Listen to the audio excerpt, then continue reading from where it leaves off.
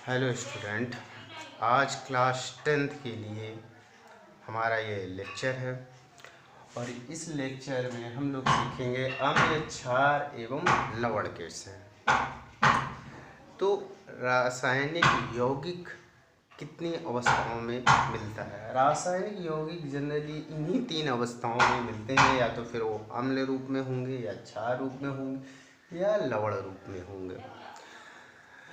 आप लोगों ने अम्ल की और क्षार की बहुत ही प्राचीन परिभाषाओं को शायद सुना भी होगा कि अम्ल स्वाद में खट्टे होते हैं, क्षार स्वाद में कड़वे होते हैं।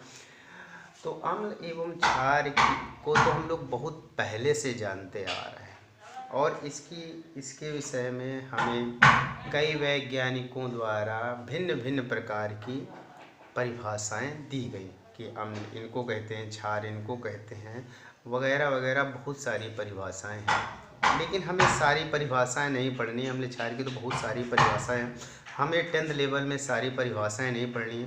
10th लेवल में केवल और केवल हमें तीन वैज्ञानिकों की परिभाषाओं को पढ़नी है। एक तो आर्हेनियस की अम्ल क्षार सिद्धांत क्या है, दूसरा बॉर्नस्टेड एंड लॉरी का अम्ल क्षार सिद्धांत क्या है, और तीसरा लुईस का अम्ल क्षार सिद्धांत क्या है। तो इस वीडियो में हम लोग आर्हेनियस का अम्ल क्षार सिद्धांत पढ़ेंगे कि आर्हेनियस ने किन पदार्थों को अम्ल और किन को क्षार बताया था। तो आर्हेनियस के अनुसार आर्हेनियस का अम्ल क्षारक सिद्धांत, आर्हेनियस ने देखो किसको अम्ल और किसको क्षार बताया। आर्हेनियस ने बताया वे पदार्थ जो जलीय विलयन में, मतलब ऐसे पदार्थ जिनको पानी में डालने पर, जल में डालने पर एच धन आयन देते हैं। वे पदार्थ जो जलीय विलयन में, जल में डालने पर एच धन आयन देते हैं, उन्हें क्या कहते हैं, अम्ल कहते हैं। जैसे आपको चेक करना होगी कोई पदार्थ अम्ल है या नहीं है, तो आप उसको पानी में डालिए और पानी में डालते ही अगर उसने एच धन आयन दे दिया तो फिर वो अम्ल है। तथा वे पदार्थ जो जलीय विलयन में OH ऋण आयन देते हैं, क्षार कहलाते हैं। वे पदार्थ जो जलीय विलयन में OH ऋण आयन देते हैं, क्षार कहलाते हैं। मतलब अगर आपको क्षार को चेक करना है तो आपको जल में डालना पड़ेगा और जल में डालते ही अगर उसने OH आयन दे दिया तो फिर वो क्या है, क्षार है हमारा। एग्जाम्पल भी इनके कुछ हैं, जैसे हाइड्रोक्लोरिक अम्ल HCl, इसको जैसे ही AQ का मतलब होता है एक्वस सोल्यूशन। तो जब HCl का एक्वस सोल्यूशन बनाते हैं तो ये एक्वस सोल्यूशन में ये H धन आयन और Cl ऋण आयन में आयनित हो जाता है।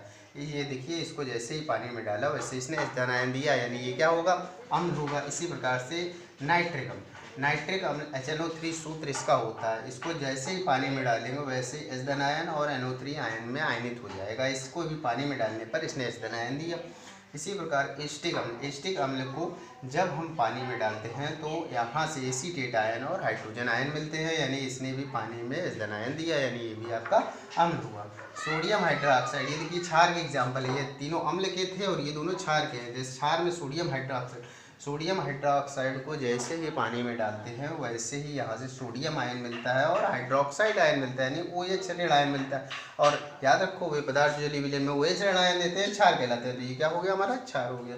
इसी प्रकार से पोटेशियम हाइड्रोक्साइड KOH फार्मूला इसका होता है। जब इसको हम पानी में डालते हैं तो K+ और OH आयन मिलते हैं। इसको भी पानी में डालने पर इसने क्या दिया, OH ऋण आयन दिया। और वे पदार्थ जो जलीय विलयन में OH आयन लेते हैं क्या कहलाते हैं, क्षार कहलाते हैं।